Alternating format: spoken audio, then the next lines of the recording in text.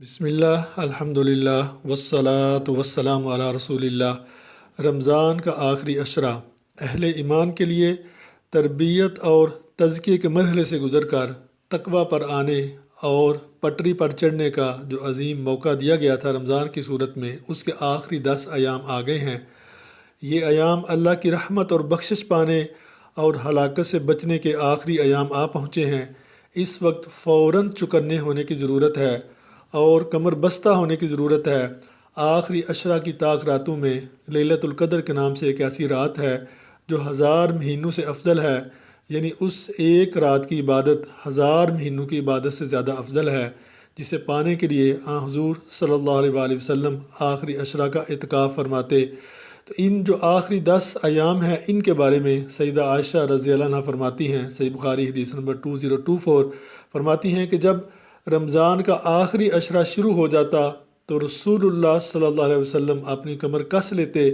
رات کو خود بھی جاگتے اور اپنے اہل خانہ کو بھی جگاتے۔ تو یہ یعنی فرمایا گیا کہ جب یہ آخری 10 دن شروع ہو جاتے تو نبی کریم صلی اللہ علیہ وسلم جہاں وہ کمر بستہ ہو جاتے، تیار ہو جاتے، چکنے ہو جاتے اور اس کی راتوں کو خود بھی جاگ کر گزارتے اور اپنے اہل خانہ کو بھی جگاتے۔ تو پیارے بھائیو، اس جو 10 ایام ہیں، ان سے کچھ لینے کے لیے جو بنیادی احکامات ہیں، یعنی نماز باجماعت کا اہتمام، روزے کا، تراویح کا، اس کے ساتھ ساتھ ان عظیم ایام سے مستفید ہونے کے لیے 5 اہداف ہیں، ان کو ذہن میں رکھ لیں اور انشاءاللہ ان کے اوپر کوشش کریں تو انشاءاللہ ان 10 ایام سے آپ بہت کچھ پا لیں گے۔ پہلا جو ہدف اور گول ہے وہ یہ ہے کہ ہر قسم کے گناہ سے مکمل اجتناب کریں، یعنی جھوٹ سے، غیبت سے، بے حیائی سے، بد نظری سے، خیانت سے، جتنے بھی گناہ ہیں، تمام قسم کی گندگیوں سے اپنے آپ کو مکمل طور پر بچا لیں۔ اس 10 ایام کے لیے بہت زیادہ صبر اختیار کرتے ہوئے اپنے آپ کو بچا لیں تاکہ آپ کا تزکیہ ہو اور وہ تقوی کا باعث بن سکے۔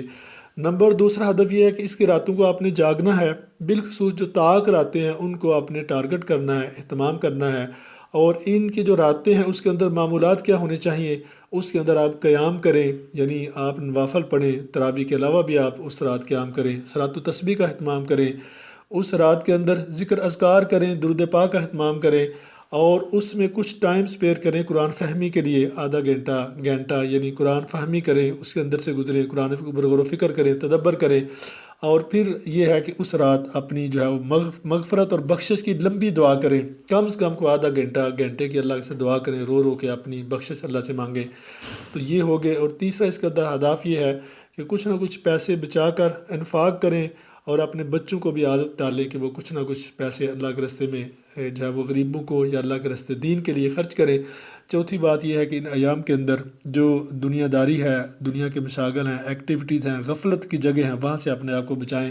اور ممکن ہو تو 10 دن کا جو نفلی اعتکاف ہے، سنت اعتکاف، وہ کریں، یا اس کے علاوہ جو نفلی اعتکاف ہے 5 دن کا یا 3 دن کا، ایک جتنا بھی ممکن ہو، یا 1 دن کا، اس کو اختیار کریں۔ اور پانچویں اور آخری بات یہ ہے کہ ان 10 ایام کے اندر اپنی جو آئندہ زندگی ہے اس کی تبدیلی کا پختہ عہد کر لیں کہ اس کے بعد میری زندگی جو پہلے سے مختلف ہوگی، وہ اللہ کے حکم اور اللہ کی لمٹ اور حدوں کو پورا کرتے ہوئے اللہ کی عبادت کی طرف اور اپنے معاملات بہتر کرنے کے لیے، ملک و قوم کی بہتری کے لیے آپ کام کریں گے۔ اللہ تبارک و تعالی